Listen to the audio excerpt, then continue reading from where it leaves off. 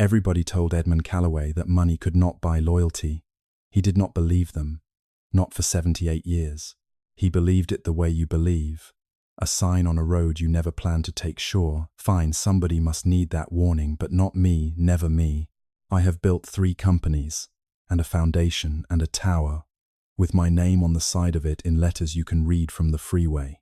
He stopped not believing it on a Tuesday in November, in the rain, in a diner that smelled like burnt coffee and old grease, while a waitress who made $9 an hour ran out into a Seattle downpour to give him back $5 he had left on the table to insult her. That is the whole story, really. The rest is just the shape of it. But you should stay for the shape, because there is a son in this story who is going to do something to a dying 17-year-old boy that you are going to want to watch get answered for. And it gets answered for. I promise you that now. So you'll stay. Here is what you need to know. Going in, Edmund Calloway was dying. Stage 4, the kind they don't bother giving you a number of months for, because the number is small and they have learned that small numbers make people angry at the doctor. He had an oxygen line in his nose and a cough that brought up things he folded the handkerchief over so nobody would see. He was worth $1.9 billion, and he was, on this particular Tuesday, wearing a $12 wool coat he had bought at a Goodwill in Renton because he had decided to find out something before he died.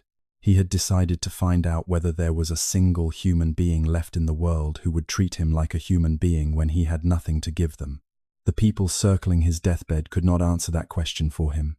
His son could not. His daughter could not. They were busy. They were, at that exact hour, doing math. So Edmund went looking. He had been looking for a month. Stay with me. This is the night he found what he was looking for, and it cost a 17-year-old boy a night he should not have had to survive. And it cost a waitress everything she had, and it nearly cost Edmund the one thing he had left to give. Here is how it started. The rain in Seattle does not wash anything clean. It just makes the dirt slick. That was the thought in Edmund Calloway's head when he climbed out of the back of a yellow cab 3 blocks from the diner. Not his Bentley. A cab, a real one, that smelled like cigarettes from before the ban and a pine air freshener fighting a losing war. He had the driver let him out early so nobody would see the kind of car that dropped him. He pulled the collar of the Goodwill coat up. It smelled like mothballs. Under it he wore a flannel shirt, gone soft at the elbows, and a pair of work boots, 2 sizes too big, laced loose, the way a man laces boots that aren't really his. He had traded his watch, a watch worth more than the diner's monthly rent, for a plastic digital thing he'd bought at a drugstore. It read 12, 9 inches, grey numbers. To the world he was just an old man. Time had set down somewhere and forgotten to pick back up. To the people who read the business pages, he was the Iron Wolf of Calloway Health, the man who had turned one corner pharmacy into a company that delivered medicine and home care equipment to half the rural counties in 3 states. Today he felt the weight of all of it sitting on his chest like a headstone. He pushed open the door of Sully's diner. A weak bell rang. Inside it was warm and loud, and the air was thick with bacon and grief, the particular grief of a place that has been the same place too long. The lunch rush, or what passed for one in Georgetown, south of downtown between the rail yard and the cement plant.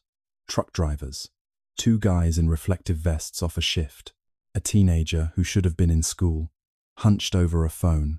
Edmund shuffled to a booth in the back, by the restrooms, the worst booth in the house. He picked it on purpose. He sat down hard and let himself cough a real cough. The lung cancer was real. The cough was not acting. And he checked the cheap watch again, and he waited to find out who would come and how they would look at him. This was the test. He had run it 5 times in a month, at 5 diners across the city. The first waitress ignored him for 20 minutes because he looked poor.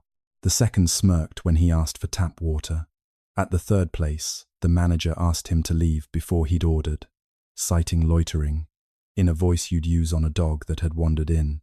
Twice somebody had been almost kind, and the almost was somehow worse, because the almost had a clock on it, a patience that was waiting for him to be gone. He was running out of diners, He was, if he was honest, running out of the thing that makes a man keep running the test.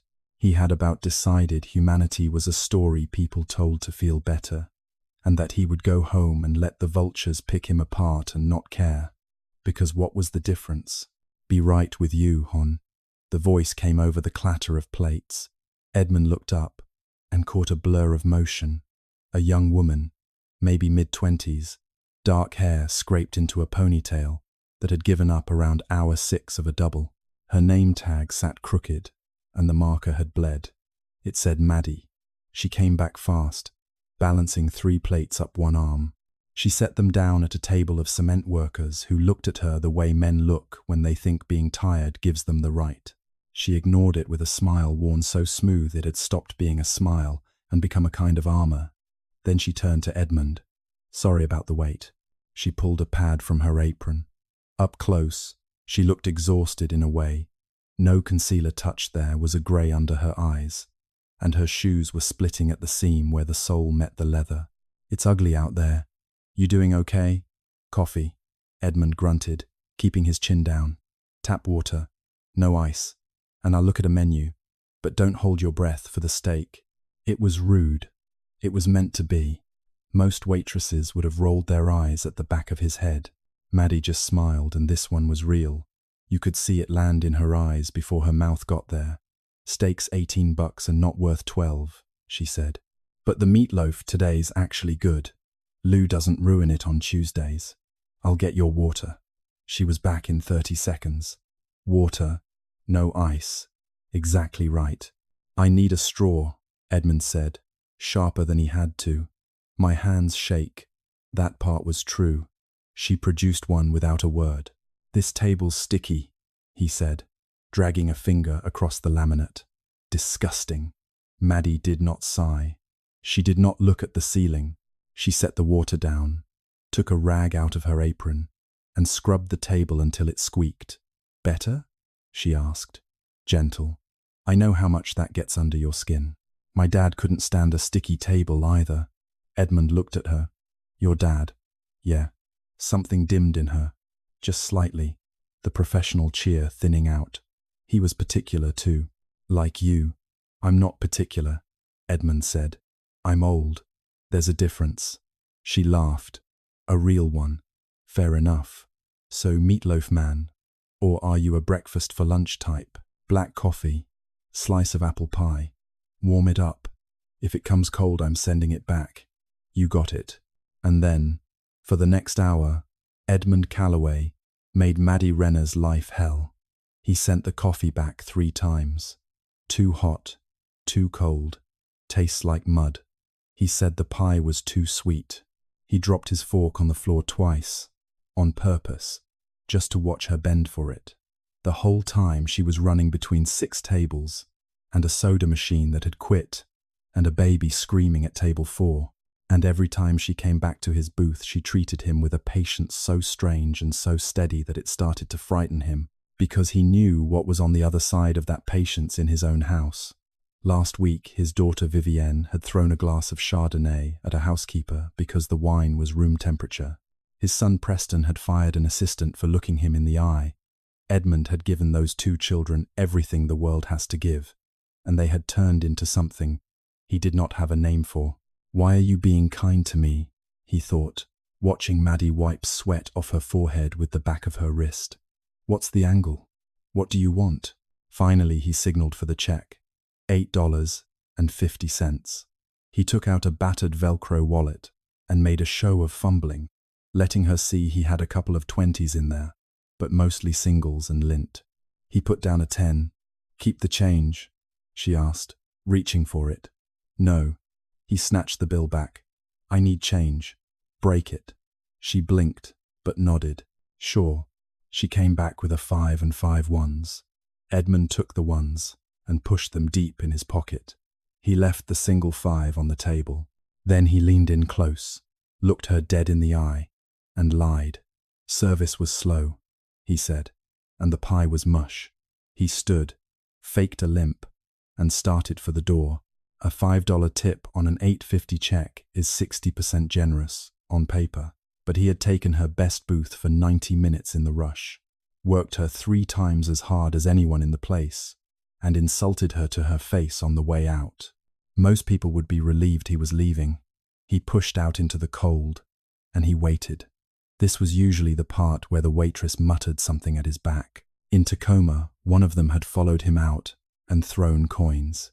He counted his steps toward the corner, where he'd told the cab to wait. 1, 2, 3. Sir. Excuse me, sir.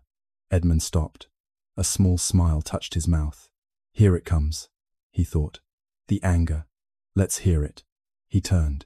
Maddie was running through the rain in nothing but the thin diner uniform, no coat, already soaked, her ponytail plastered to her neck. She had the $5 bill in her hand. Edmund braced for the insult. You forgot this, Maddie said, breathless, holding it out. The 5 was already going dark with rain. You left it on the table. Edmund stared at the money, then at her. Rain dripped off the end of her nose. I didn't forget it, he muttered, playing the part to the last second. That's your tip. I told you the service was slow, but I'm not a thief. Maddie didn't pull her hand back. She stepped closer, and her eyes moved over his face with an intensity that made Edmund deeply uncomfortable. It was not gratitude in her eyes. It was worry. Sir, she said, voice shaking a little from the cold. I saw your wallet. Edmund went still. Had she seen the platinum card he kept tucked in the back? Had he gotten careless? You had a few singles, Maddie went on, softer, and you ordered the cheapest thing on the menu, and then you stayed a long time, just to be warm. I get it. I've been there. Edmund could not speak. She thought he was broke. She thought he was a homeless old man, nursing a coffee to stay out of the rain. I can't take this, she said, and pressed the wet 5 into his rough, calloused hand. $5 is a meal. Take it back. I don't need your help, miss, Edmund stammered. This was not in the script. The script was simple. He was cruel. They got angry. He confirmed that humanity was finished.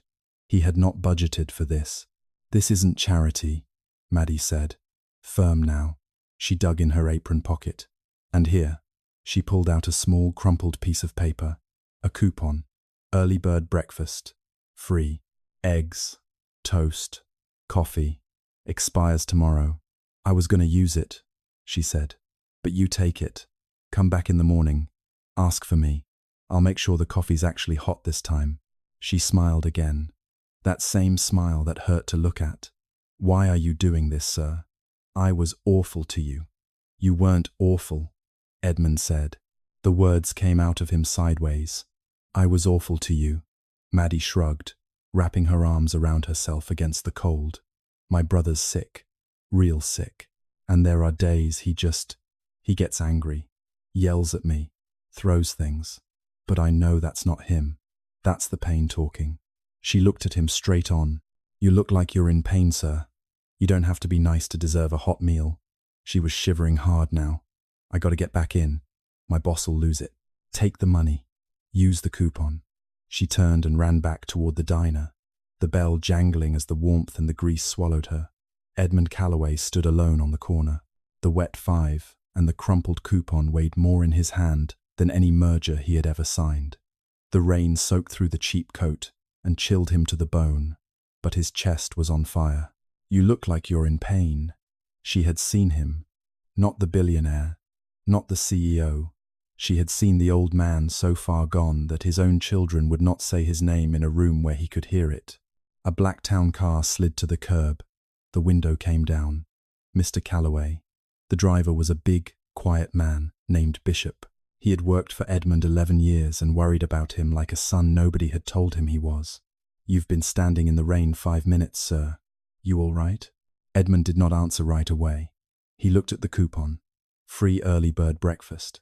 A $4.99 value. Bishop, Edmund said. His voice had changed. The wheeze was gone. It was the voice that had built an empire, flat, fast, certain. Get me my phone. Yes, sir. He climbed into the back. Heated leather, the smell of money and isolation.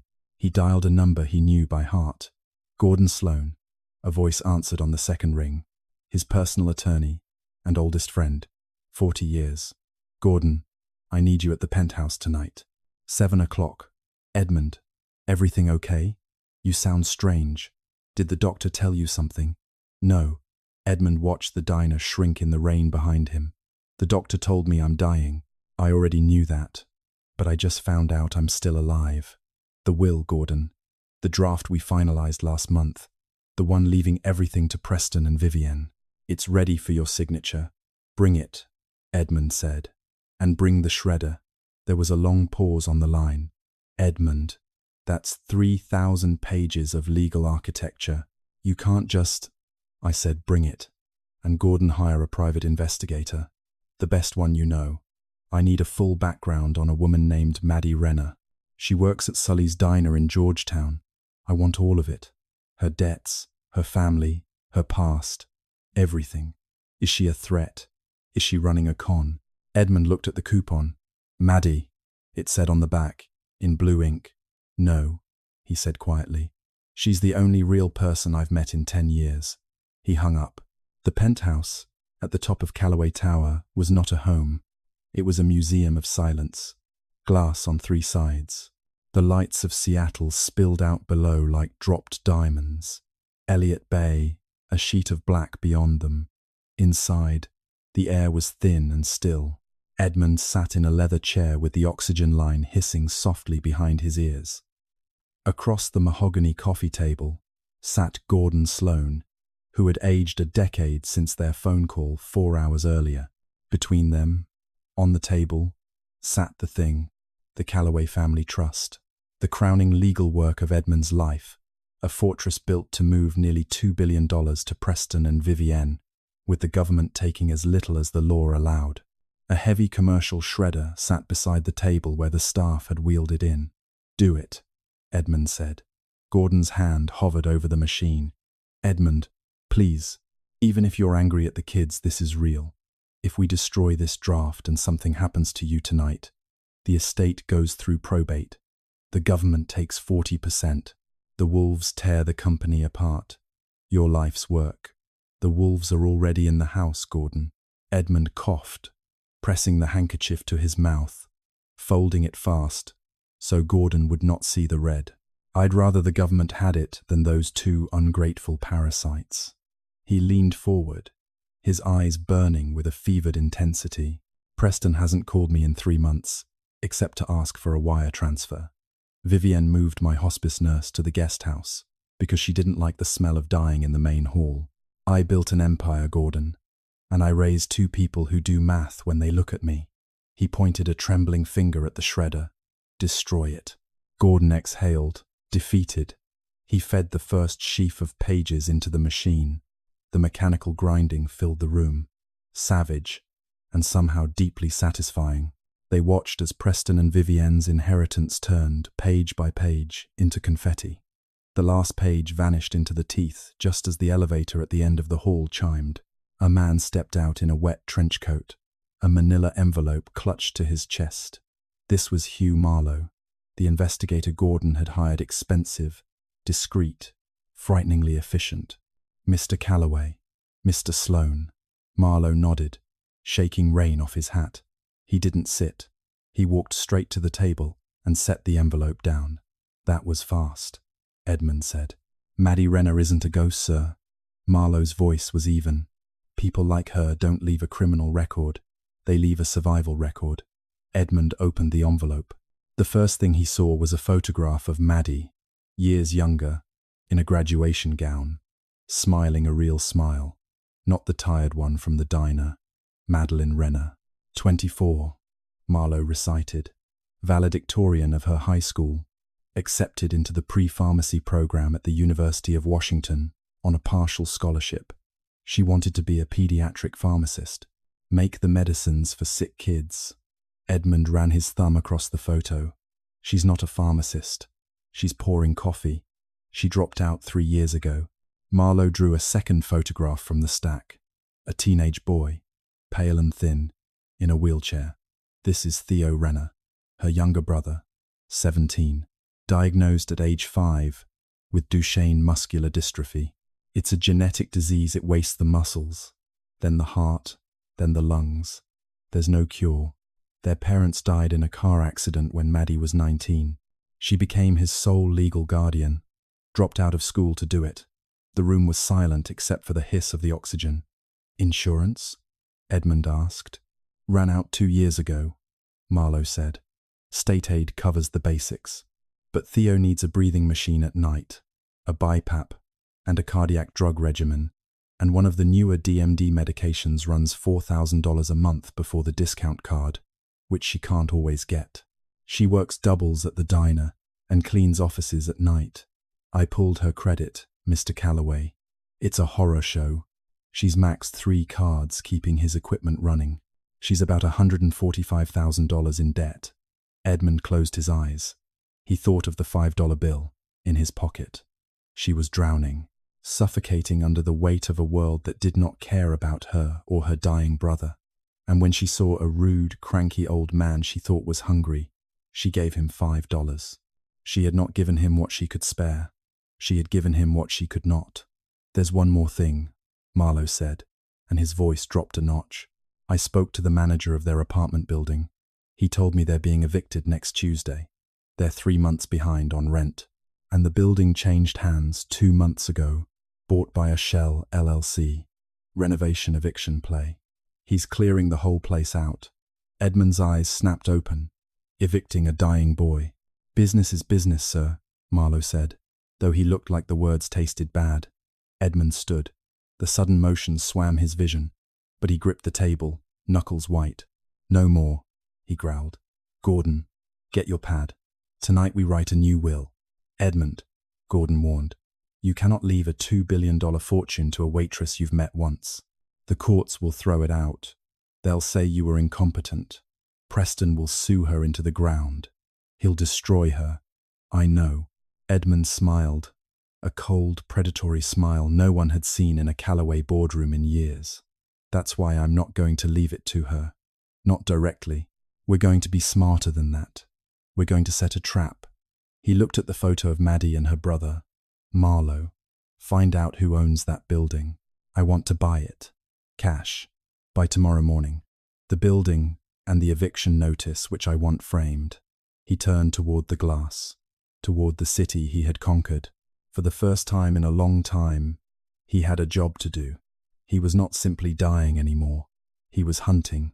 What he did not know, could not know, was that across town, in a private club, his son was already watching a blinking blue dot move across a map of Seattle, and that the dot was sitting, at that very moment, on a cheap diner in Georgetown, and that Preston Calloway had just leaned forward in his chair and said, very softly, to no one, "Now what the hell are you doing down there, old man?" The next morning the sun did not rise over Seattle. The sky stayed the color of a bruise, low and grey, pressing down on the city. In the private dining room of the Azure Club, Preston Calloway was having a tantrum. He was 44, in a suit worth more than Maddie Renner made in a year, and his face was red. He slammed his phone down on the white tablecloth. "What do you mean he's not coming to the meeting?" he barked. The Tanaka delegation flew in from Osaka. This merger is the only thing keeping the stock from cratering. On the other end, Linda, Edmund's terrified executive assistant, stammered, I don't know, Mr. Calloway." He called and said he wasn't available. He said he had a prior commitment.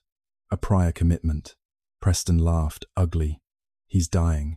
His only commitment is with the Reaper." "Where is he, Linda?" "I can't say. He took a car, but Bishop won't answer." Preston hung up and looked across the table at his sister. Vivian Calloway was 47 and was eating a grapefruit with a silver spoon, looking bored. She adjusted a diamond earring, catching the light. "He's finally lost it, hasn't he?" she said lazily. "The chemo turned his brain to oatmeal. We should have gotten power of attorney months ago, President, I told you." "Shut up, Viv," Preston paced. "This isn't just senility. He shredded the will." The spoon stopped halfway to Vivian's mouth. She lowered it slowly. "Who told you that?" "My source in legal," Preston hissed. "Old man Sloan was at the penthouse till 3 in the morning. They brought up a shredder and a private investigator. Vivienne's face went still. The boredom dropped away, replaced by something sharp and reptilian that made her dangerous. A private investigator. Why is he investigating us? I don't know. Preston went to the window. But if he shredded the will, we have a problem. If he dies without a will, it takes years to settle. Or worse, he could be cutting us out. For whom? Vivienne laughed. A brittle sound. Who else is there? I don't know. But I'm going to find out. He pulled out his phone and tapped the screen. I put a tracker on his phone months ago. Vivienne raised an eyebrow. You bug Dad's phone? I bug everything, Viv. It's called risk management. Preston turned the screen toward her. A map of downtown Seattle and a blinking blue dot. He's not at the hospital. He's not at the office. He zoomed in. The dot hovered over a grimy industrial stretch south of downtown. He's at a diner. Sully's. What is he doing at a diner? Vivienne stood, dabbing her mouth with a napkin. Maybe he's meeting a woman. He's 78 and on oxygen. Men are men, President. Even dying ones. Especially dying ones. Her eyes narrowed. If some little gold digger has gotten her hooks in him, if she's the one he's signing things for. She did not finish.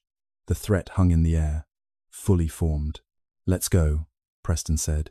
If he's meeting someone, I want to meet them too. Here is a thing about Preston Calloway you should know, because it will matter. He was $400,000 in debt to people who do not send polite letters. Sports books, a crypto position that had gone to zero overnight, a man in Vegas with a soft voice. Preston needed his father to die on schedule and according to plan. A new variable, a stranger. A waitress was not a person to Preston. It was a threat to a cash flow. That is the only way he could see anyone. It is the way his father had taught him to see. And Edmund knew it now, and it was breaking his heart in the back of a town car 5 miles away. 5 miles away, Edmund Calloway sat in the same back booth at Sully's. He looked different today. He still wore the old coat, but he had shaved. He looked cleaner, though no less frail. He sat with his hands folded around the crumpled coupon, and he was, for the first time in longer than he could remember, nervous. The breakfast rush had passed. The diner was quiet. You came back. Edmund looked up. Maddie stood there with a coffee pot, and she looked worse than yesterday. Her eyes were red, like she'd been crying, but the smile was there, thin as thread. I had a coupon, Edmund said gruffly, waving the paper. Didn't want to waste it. Well, I'm glad, she said, pouring his coffee. I made sure this pot's fresh. Scalding, just how you hate it. Edmund laughed. It came out rough, a sound he had not used in years. Smart girl, keeps me employed. She lowered her voice. Did you eat dinner last night? Edmund felt something catch in his throat. She was worried about him. I did, he lied. A real feast. Thanks to you. Her shoulders relaxed. Good. That's good. She started to move off, but Edmund said, Sit. Maddie stopped. I can't, sir. I'm working. There's nobody here. He gestured at the empty tables. 1 minute. My legs hurt, and I hate eating alone. She hesitated. Edmund, he said. He did not give his last name. Tell me something, Maddie. He gestured vaguely at the shabby diner, at the rain on the glass, at her whole life. Why do you do it? Smile. When it's all this bad. Maddie looked down at her hands. They were cracked and red from washing dishes. Because if I stop, she said quietly, I think I fall down, and Theo needs me not to fall down. Your brother, Edmund said. She nodded, and the tears came fast, and she wiped them away, angry. Sorry. Last night was bad. He had a rough one. We had to go to the ER at 2 a.m. They got him stable, but the doctor says his lungs are getting weaker. She looked at Edmund, and her gaze was so direct it went through him. He's 17, Edmund. He's never been on a date. He's never seen the ocean, not really, not up close. He just sits in his room and tries to breathe, and all I can do is serve eggs and hope I make enough in tips to keep the lights on. She took a breath. So I smile, because if I'm angry, then the world wins, and I'm not letting it win. Edmund stared at her. He saw the toughness in her.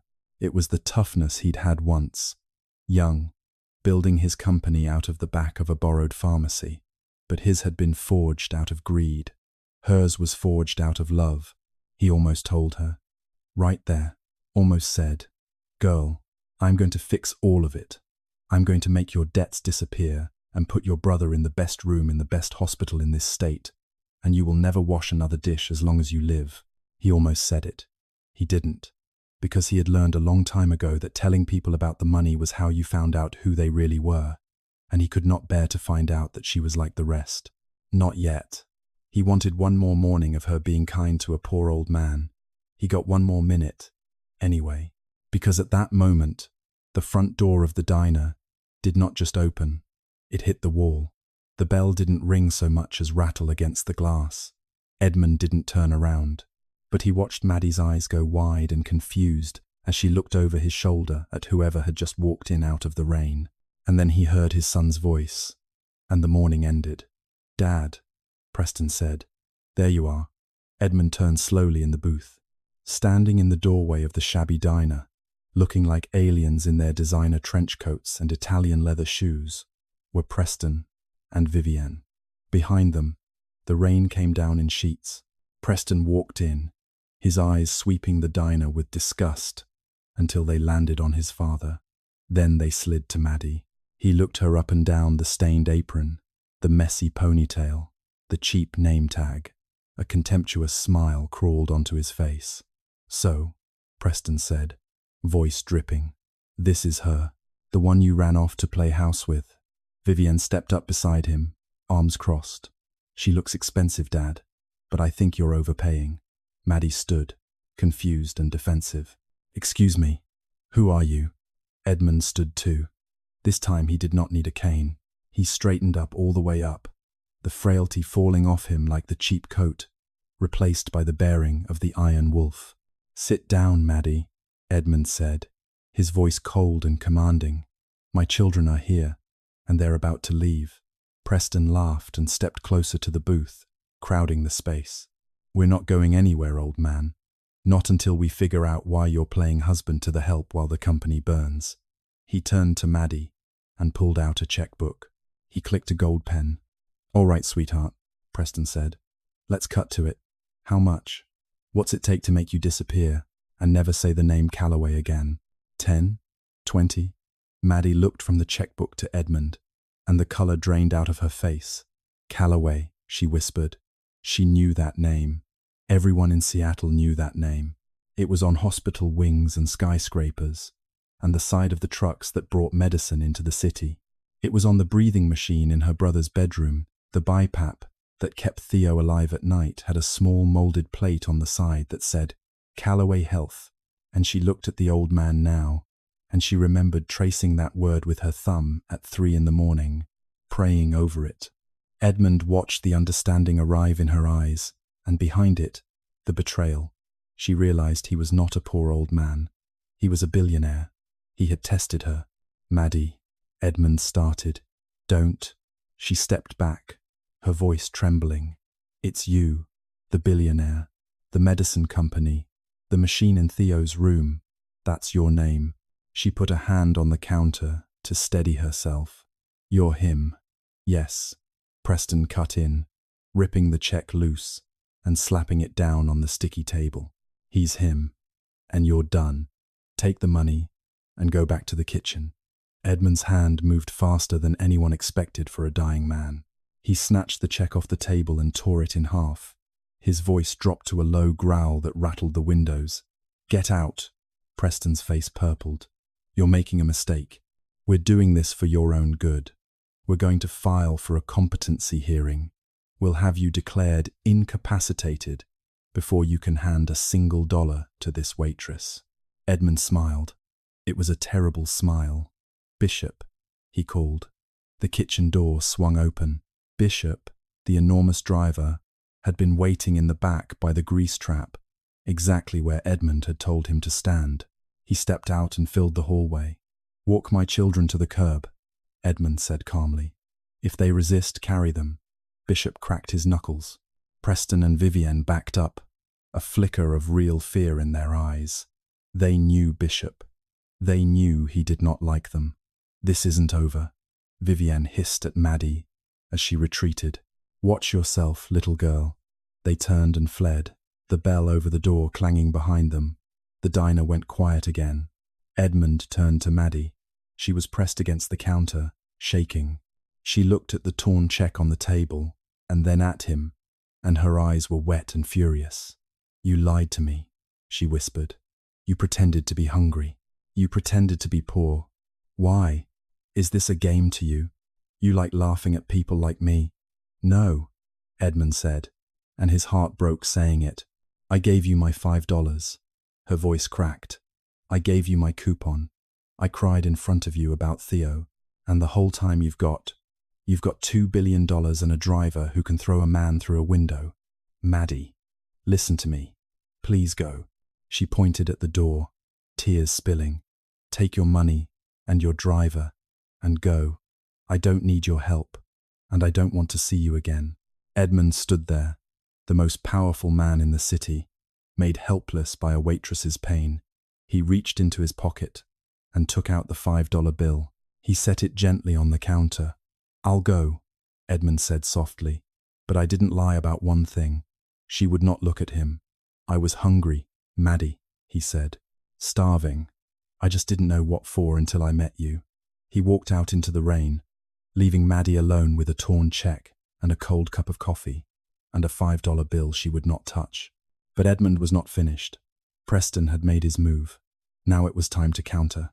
In the car, Edmund picked up the phone. Bishop pulled away from the curb, wipers fighting the downpour. "Marlowe," Edmund said, "move on phase 2. Have the hospital prep a private room. We're moving the boy tonight." "Tonight?" Marlowe's voice came back. "She won't agree to it. She just threw you out of a diner." "She won't have a choice," Edmund said, watching the diner blur away through the rain-streaked glass. Preston threatened her, to her face. "My son doesn't make threats he isn't planning to keep. I need them somewhere safe, before he ruins her life just to spite me." He looked at his trembling hands. "There's a thing I should have done 13 years ago," he said. "I should have stopped Preston the first time I saw what he was. I didn't, so I'm going to do it now, before I die, and I'm going to do it right." He hung up. What Edmund did not yet know, what Maddie did not know, scrubbing the same clean table over and over in an empty diner to keep her hands from shaking, was that Preston Calloway was not the kind of man who waited for a competency hearing. He was the kind of man who had a building, and a building had a power supply, and a power supply had a switch, and he had already made the call.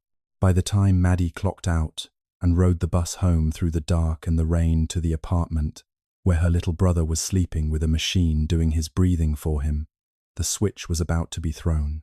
She had no idea she was walking into the worst night of her life. Maddie's building was one the city had forgotten. A brick walk-up in the Rainier Valley, where the streetlight out front flickered, and the stairwell smelled like boiled cabbage and mildew. By the time she got home from the diner, she was soaked again and shaking, and not just from the cold rain on the thin uniform. It was the adrenaline. She had yelled at a billionaire. She had thrown Edmund Calloway out of a diner. She climbed the 3 flights to apartment 3B, her legs like lead. She fumbled with the key. He lied to me. He watched me struggle, and he just sat there judging me. She pushed the door open. "Theo, I'm home. I brought soup." The apartment was dark. That was wrong. Theo's medical monitor always put out a soft, steady green glow. Always. But the room was black. Cold fear, sharp and specific, rose in her chest. "Theo." She flicked the light switch. Nothing. The power was out. "Sarah, to the para." A weak voice came from the bedroom. Frightened. "Maddie. Maddie. The machine." She dropped the soup. It hit the floor, and she didn't hear it. In the bedroom, Theo was gasping. The BiPAP that pushed air into his weakened lungs every night was running on its backup battery, and the backup battery was beeping the fast, shrill beep that meant it was nearly gone. A red light blinked. "Theo. Oh God." She dropped to her knees beside his wheelchair bed. "Okay. Breathe. Just breathe." When did the power go out? An hour ago. Theo's words came in pieces. His lips were going grey. My chest hurts, Maddie. I've got you. I've got you. Her hands shook as she checked the battery readout. 4%. With the disease eating at the muscles he used to breathe on his own, he had maybe 10 minutes of machine help left. And after that, she did not let herself think. She grabbed her phone to call the power company. Before she could dial, a fist hit the front door. Bang, bang, bang. Maintenance. She ran to the door and yanked it open. Earl Pruitt stood there, the building's super. A sweating, nervous man who usually couldn't meet her eyes because he knew the mold in the bathroom was illegal. Tonight he looked different. Tonight he looked desperate. Mr. Pruitt, the power's out, Maddie shouted. My brother is on a ventilator. You have to flip the breaker back. Can't do it. Pruitt wiped his lip. He held up a sheet of paper. I'm closing the building down. Emergency electrical repairs. Code violation. Everybody's got to clear out. Tonight. Maddie stared at him. It's pouring rain. My brother can't move. We have nowhere to go. Pruitt looked at his shoes. I'm sorry. You gotta go. Inspectors say it's not safe. And then Maddie saw the thing in his other hand. Not the eviction notice. Tucked, half hidden in his palm was a thick white envelope. Crisp. Fat. In a way that only a stack of brand new $100 bills makes an envelope fat. She recognized it instantly. He paid you, Maddie whispered, horror dawning. The man in the suit. The one from this afternoon. Preston Calloway paid you to cut the power. Pruitt flinched. I don't know anybody named that. All I know is you're 3 months back on rent, and this building's been red tagged. Move it, or I'm calling the sheriff.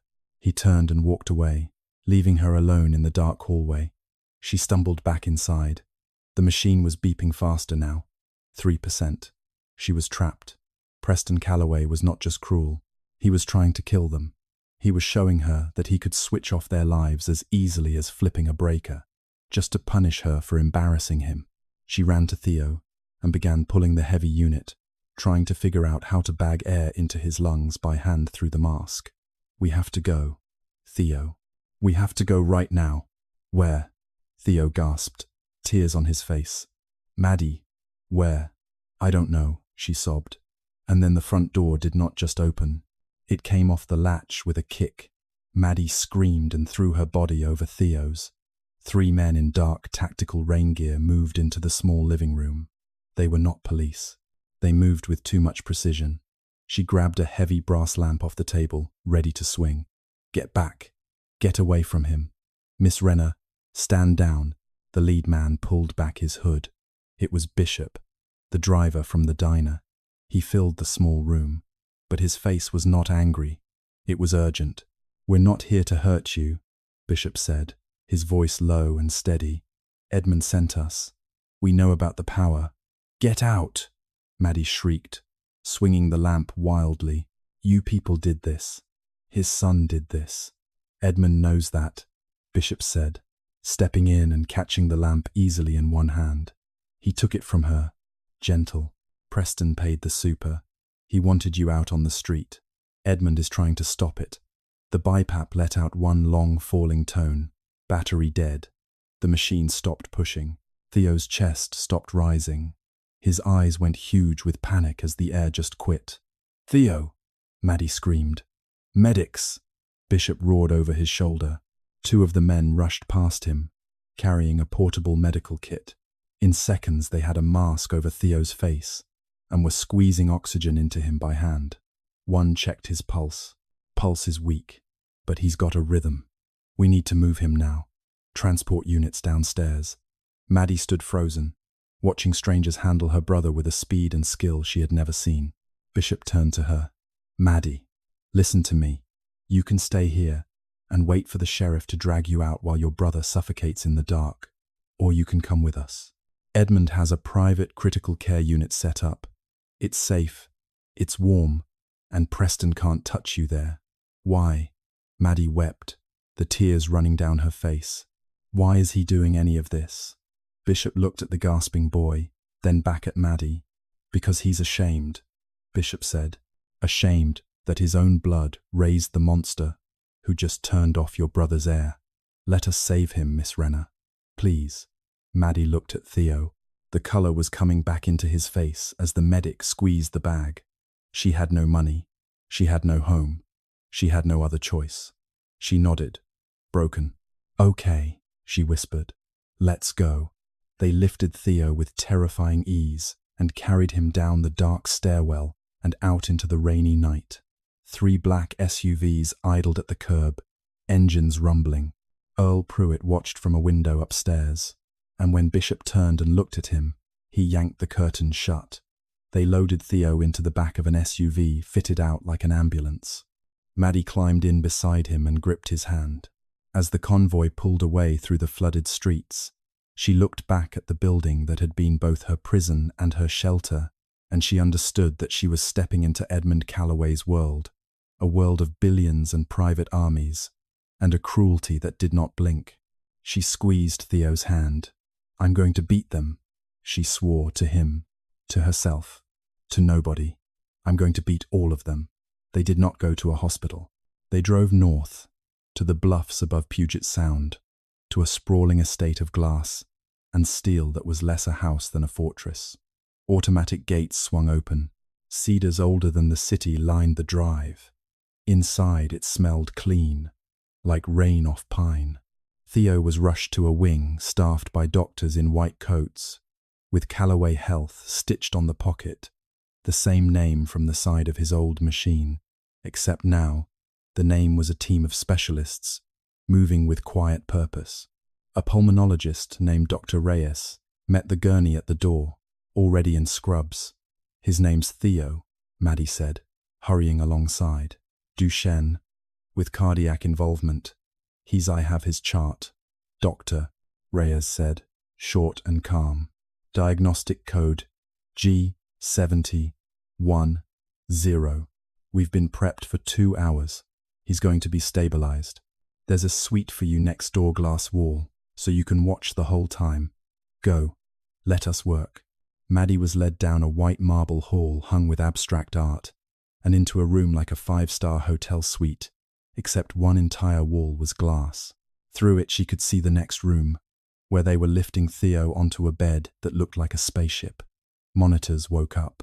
A doctor slid a tube to help him breathe, his hands steady and exact. It was a level of care Maddie had only seen in movies. No waiting room, no insurance forms, just instant, world-class rescue. She pressed her palm to the glass and watched until Theo's chest was rising and falling in clean, even time with the new machine. He was sleeping. He looked peaceful. He looked safe. He's stable. The voice came from the doorway. Maddie turned. Edmund Calloway stood there, and he looked terrible. The last day had taken its toll. His skin was grey, and he leaned hard on a cane. But he was no longer in the thrift store coat. He wore a dark silk robe and pajamas. He looked like a dying king. Maddie's relief at seeing Theo safe collided hard with her anger. You took us, she said, her voice trembling. You kidnapped us. I saved you, Edmund corrected, gently. He limped into the room and lowered himself into a chair. My son moves fast. If I hadn't, Theo would have been dead by morning. The cold in that apartment alone would have done it. You played with my life, Maddie said, though the heat was draining out of her. You tested me like I was a lab rat. I did test you, Edmund admitted, looking her in the eye, because I am surrounded by sharks.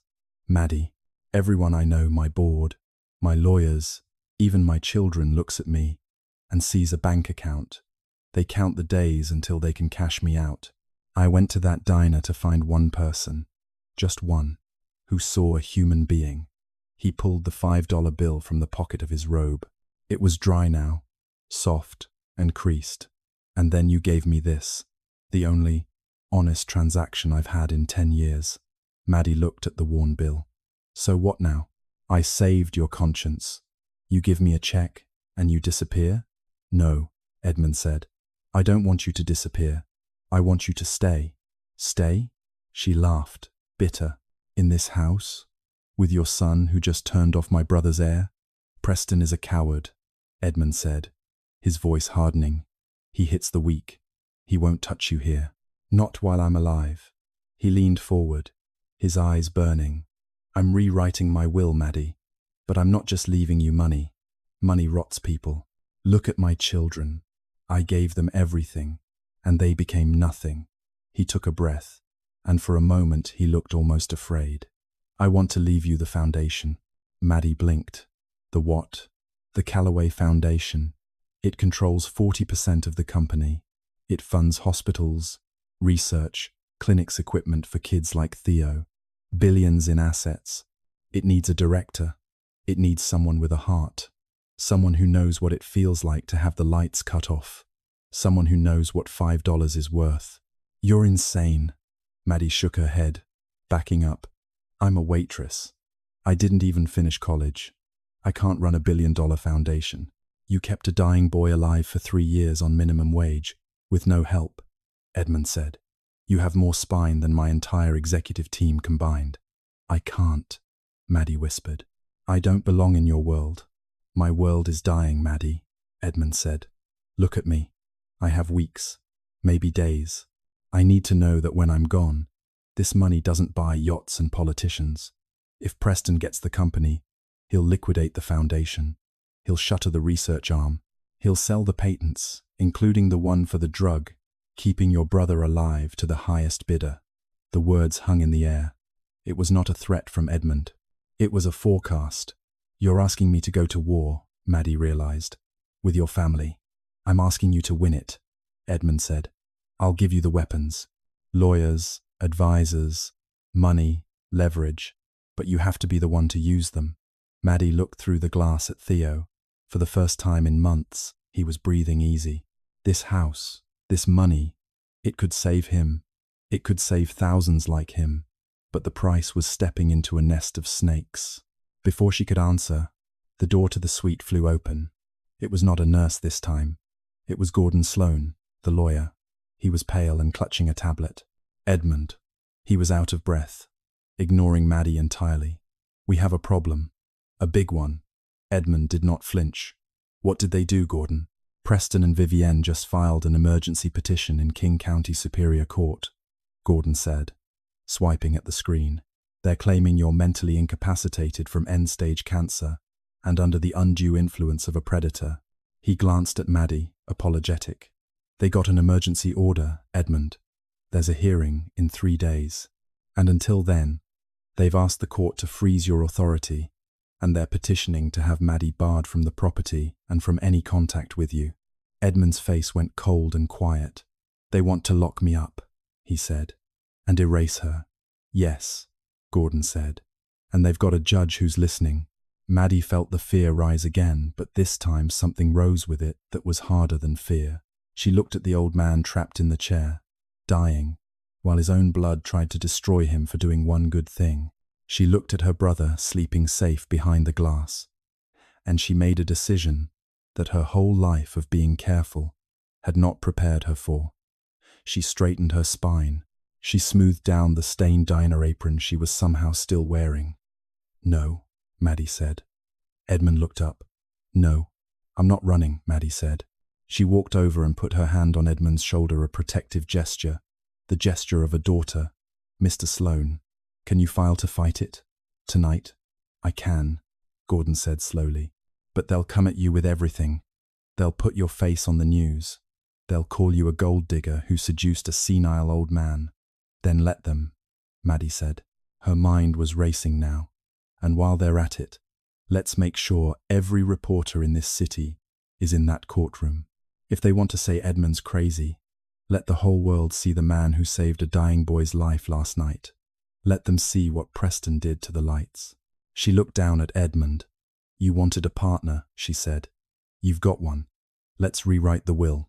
Edmund Calloway laughed a defiant, joyful sound that cost him a coughing fit and was worth it. He took her hand off his shoulder and held it. Get the documents, Gordon, he said. The waitress is in charge now. The emergency guardianship hearing was held 3 days later. The King County courthouse was mobbed with reporters. Preston and Vivienne had been busy. They had fed the story to anyone who would take it. A confused, dying billionaire seduced by a money-hungry caregiver. By the time the hearing started, half the city had an opinion about Maddie Renner, and none of them had met her. Inside, the air was tight. Preston sat with a row of expensive lawyers, smirking. He did not just want the money. He wanted to humiliate his father in public. He wanted the old man to die, knowing he had lost. When Edmund was wheeled in, the room went quiet. He was in a wheelchair now, an oxygen line in his nose, and he had refused to be brought in on a gurney. He wore his best charcoal suit, pressed that morning. Maddie pushed the chair, her chin up, ignoring the cameras and the whispers. She had borrowed a plain navy dress. She did not look like a gold digger. She looked like what she was, a tired woman who had not slept, doing one more hard thing because someone needed her to. Preston's lead attorney rose and began to pace like a leopard. Your Honor, Mr. Calloway is plainly unwell. In a matter of days, he has attempted to rewrite a multi-billion-dollar estate in favor of a woman he met once in a diner. He has shredded a valid, finalized will. These are not the acts of a sound mind. They are the acts of a man in the grip of terminal illness and a predatory influence. We ask the court to freeze the estate and appoint a guardian to protect the Calloway legacy. The judge, a silver-haired woman named Harmon, looked over her glasses at Edmund. Mr. Calloway, she said, do you understand where you are? Edmund gestured weakly toward the microphone on the table. His voice was thin, but it carried, clear in the silent room. I'm in a room full of vultures, he rasped, and I have never been more clear-headed in my life. A ripple moved through the gallery. The judge tapped her gavel once for quiet. Then, explain it to me, Judge Harmon said, not unkindly. Why the waitress? Why hand an empire to a stranger? Edmund reached into his breast pocket. He did not pull out a legal document. He pulled out the crumpled $5 bill. For this, Edmund said, holding it up so the light caught it. My son looked at $5 and saw nothing. He wouldn't bend down to pick it up off a sticky table. But this woman looked at a hungry old man she thought had nothing, and she gave him this, her own meal, her own survival. She ran into the rain to give it back to me because she thought I needed it more than she did. He turned his head, slowly, and looked directly at Preston, his eyes burning with what was left of his fire. You call her a stranger, Preston. She's the only person who treated me like a human being when I had nothing to give her. You've treated me like an ATM since you were old enough to spell the word. I didn't rewrite my will because I'm crazy. I rewrote it because I finally see clearly. The gallery buzzed. The judge raised her gavel, but before she could speak, Maddie stood. Your Honor, Maddie said, her voice steady. May I add something about what kind of man we're really talking about? Judge Harmon studied her. Go ahead. Maddie nodded to Gordon Sloan, who rose and walked a folder to the bench. 3 nights ago, Maddie said, the power was cut to my apartment building. The whole building. Red tagged in an hour, with no warning. My brother Theo is 17. He has Duchenne muscular dystrophy. At night, he can't breathe without a machine. When the power died, so did his ventilator. She let that sit. That folder contains the records. Your Honor, the building was purchased 2 months ago by a shell company. Mr. Sloan's office traced the shell to a holding entity controlled by Preston Calloway. It contains the building's electrical work order filed at 4 p.m. that afternoon, hours after Preston confronted me, and it contains a sworn statement from the building superintendent, Mr. Earl Pruitt, who came forward yesterday, describing the envelope of cash Preston's associate handed him to throw the breaker and clear the building that night. The room had gone very, very quiet. My brother nearly suffocated in the dark, Maddie said, so that a grown man could win a fight with his dying father. That's who's asking you to protect the family legacy. Preston was on his feet. That's a lie. She's... Sit down, Mr. Calloway, Judge Harmon said, and there was iron in it now. She paged through the folder. She looked at the work order. She looked at the superintendent's signed statement. She changed the Preston for a long moment. Then she set the folder down. This court finds no evidence that Edmund Calloway lacks testamentary capacity, she said. He has answered every question put to him with clarity. The petition for emergency guardianship is denied. She looked over her glasses at Preston's table, and the court is referring the matter of the power interruption to the King County prosecuting attorney for review. Recklessly cutting life support to a minor is not a family dispute. It's a crime. The gavel came down. It was over. Edmund Calloway died 11 days later, watching the sun go down over Puget Sound, holding Maddie Renner's hand. He had insisted on being moved to a chair by the big window in the late afternoon.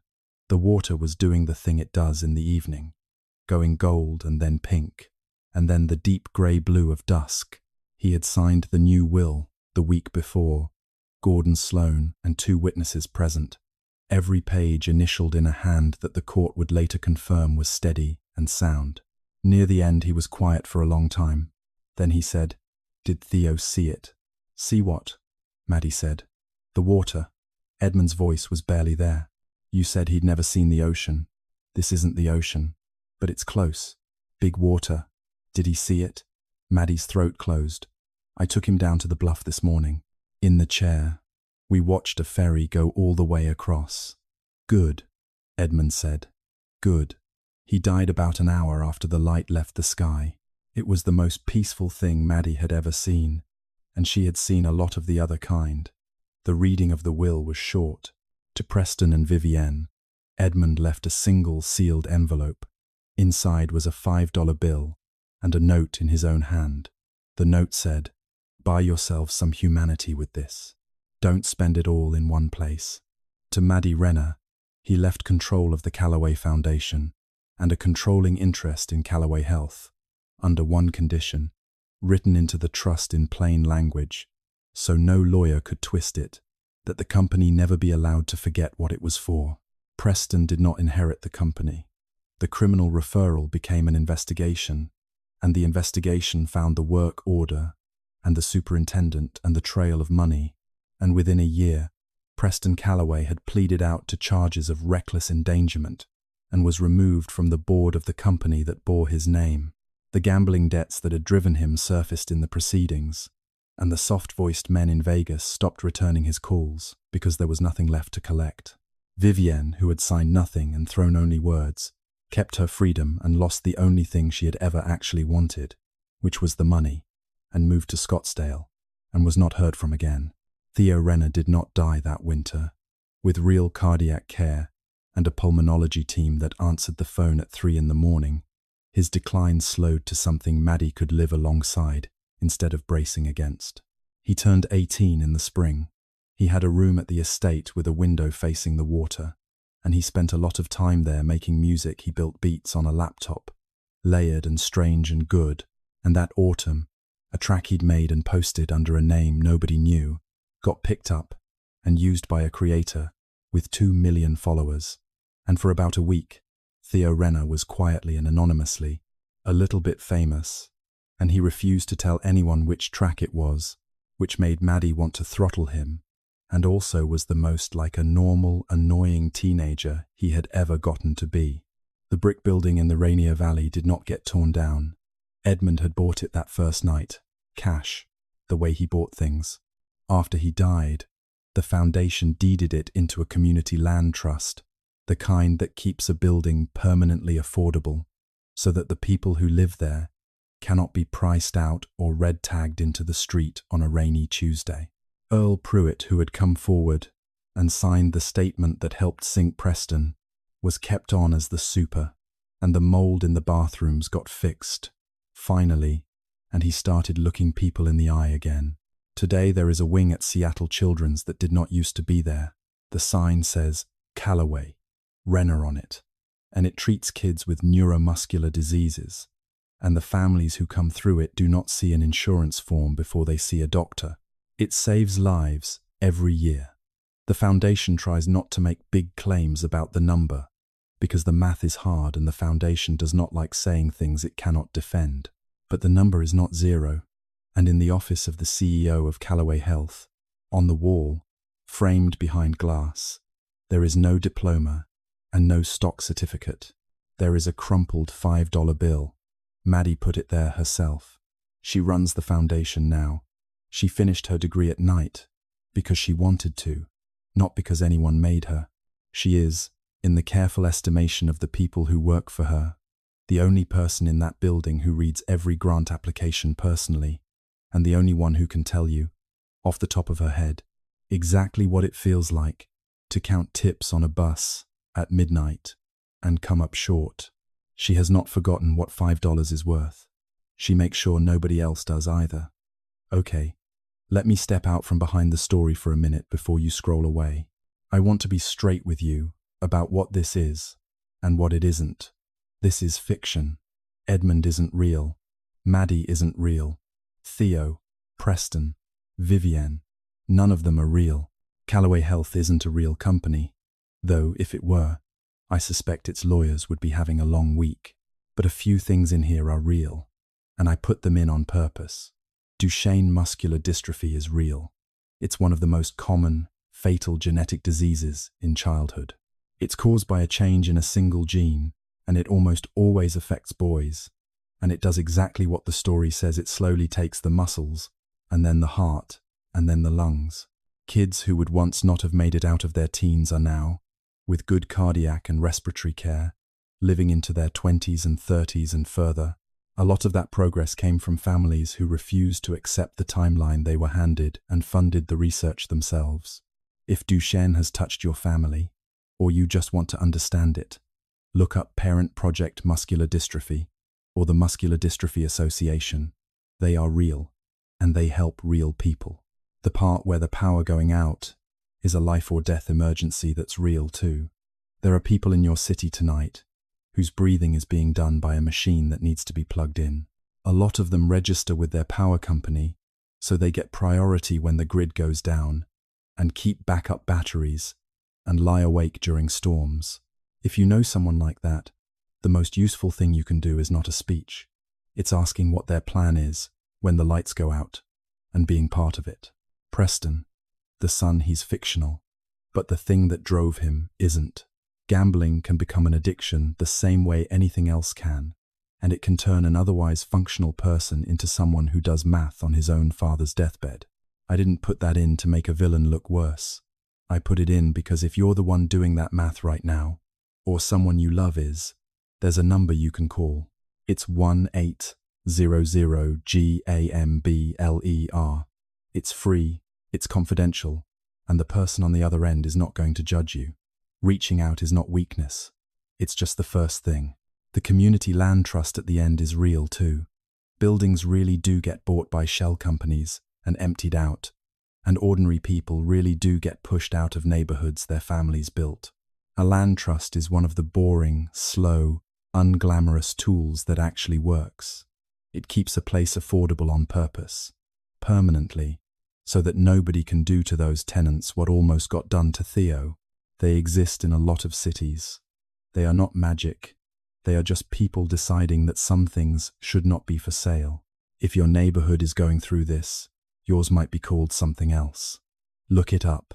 A few things that are not real, but that I wanted to say something about anyway. Edmund's test going out in disguise. To find out who's kind to you when you're nobody, that's a story device. Real life doesn't usually give you a clean experiment like that. But the question under it is real. The way people treat you when you can do nothing for them is, I think, the truest thing about them. And the way you treat people who can do nothing for you is the truest thing about you. And Maddie's fictional, but the kind of person she is, isn't. There are people who get up before the sun and take care of somebody who can't take care of themselves, and do it for years, and don't get a billionaire and a wing at the children's hospital at the end. They just get up and do it again. If that's you, if you're the one in your family or your job who shows up when nobody else will I see you, the world does not say thank you often enough. I'm saying it now. I know the ending is a little neat. The villain gets caught. The good person wins. The dignity that got taken gets handed back. Real life is not always that tidy, and I wrote it tidy anyway, because sometimes you need to watch the lights come back on. Stories don't fix anything. They just remind you that some endings are possible. Thank you for watching this far. Take care of each other out there.